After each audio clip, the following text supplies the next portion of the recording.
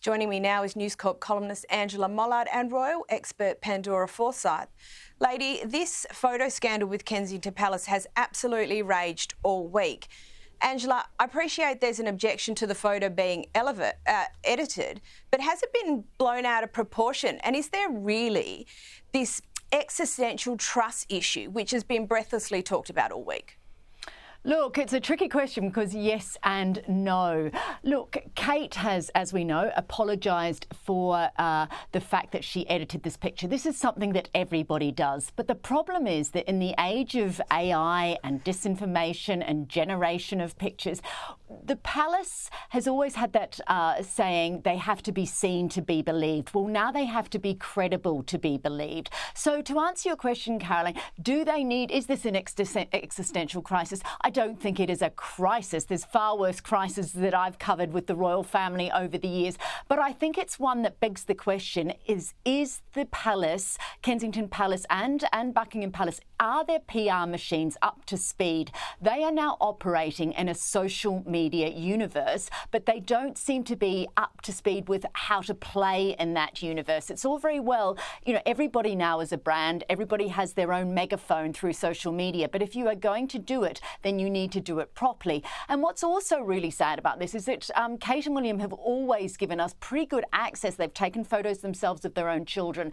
I wonder how that might now affect that. Kate is clearly going to be annoyed. She's going to be very cautious about what she does going forward. So those lovely photos that we've seen for, 10, 11 years now of the children, we may not see them again. So I don't think it's a massive trust issue, but I think it will play out for some time to come. Pandora, you're there in the UK, and while we know what's been making the rounds on social media, does that translate to the sentiment on the ground amongst Britons?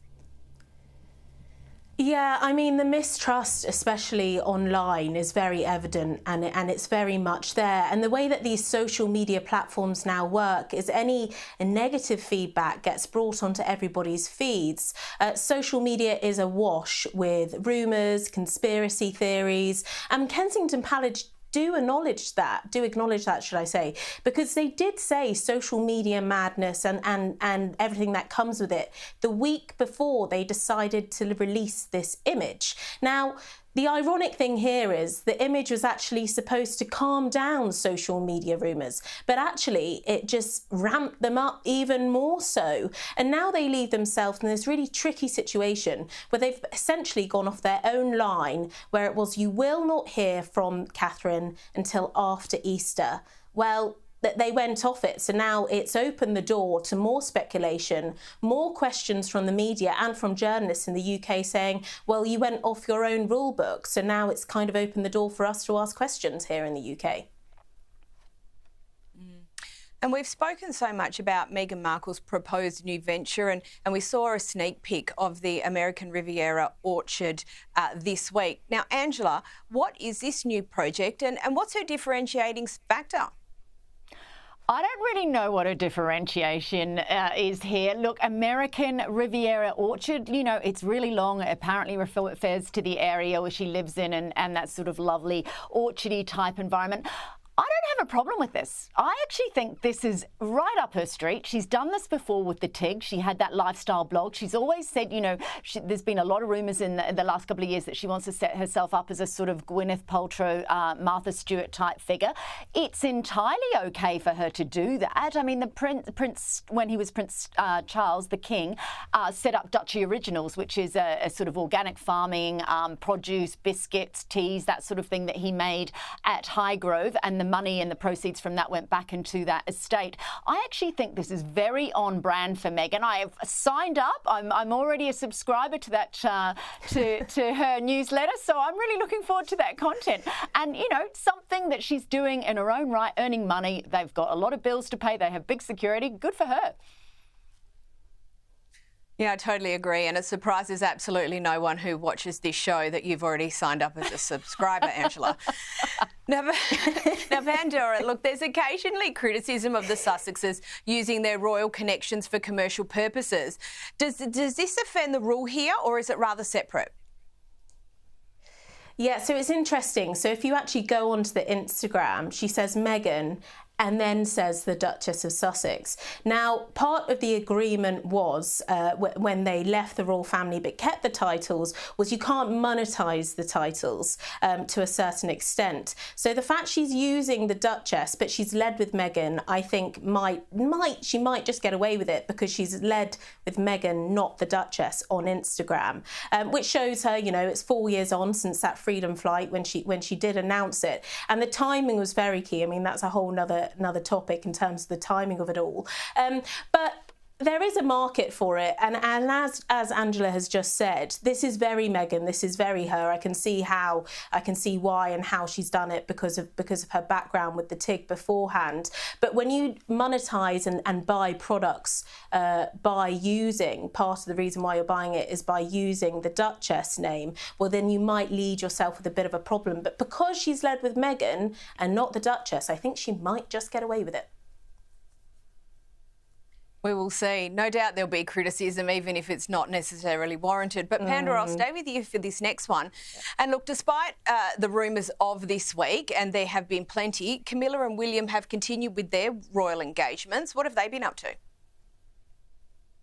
Yeah, so there was a set piece this week, which was the Commonwealth Day service. This is a really big day in the royal calendar. This is usually where you see all of the senior royals coming together.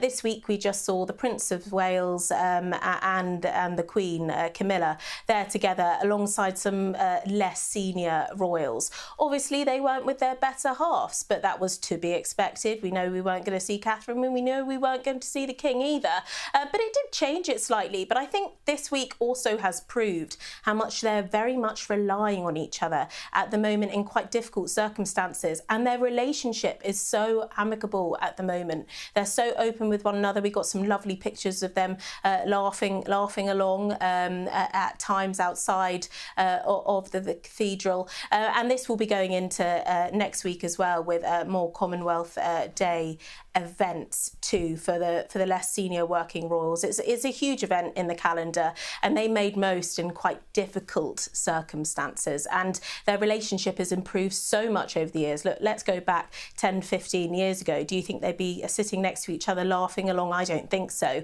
So yeah, they're really relying on each other at the moment, whilst their better halves, or their other half should I say, have their own health issues going on. And Angela, despite Charles's health concerns, he's been attending to some official engagements, some online and some in person. What do we know about the way he's managing himself?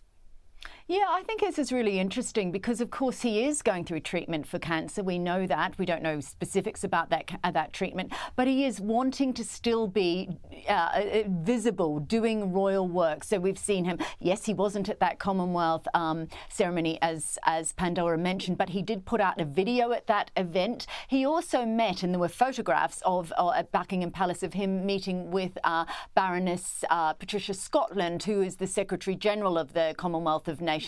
He has a deep and abiding affection for the Commonwealth, and yes, he understands that many countries within the Commonwealth are considering being republics. Some already have, and he welcomes that. He welcomes that discussion, but he really views the work of the monarchy to be central.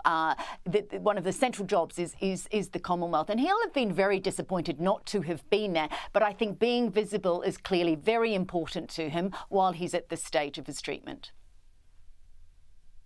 And Angela, one more. I've got about a minute for you, and I love this next story. An artwork by King Charles has sold at auction this week for £20,000. But it's not any ordinary artwork, is it? That's right. It's a painting of a lock. It doesn't look that sophisticated to me, but anyway, somebody found it in their toilet. They didn't realise that they had it sitting there. They realised it was a Prince Charles, now King Charles original, and instead of it being a print of a Charles artwork which is sold in the past, this one is actually an original. They thought it would go for £10,000 to £15,000. It actually went for £20,000, about 40,000 Australian dollars. So I don't know if someone's got themselves a bargain or something to decorate the bathroom. I love that story. That is just absolutely, it's amazing what you find around the house. Angela Mollard, Pandora Forsyth, the ladies, thank you so much for joining us.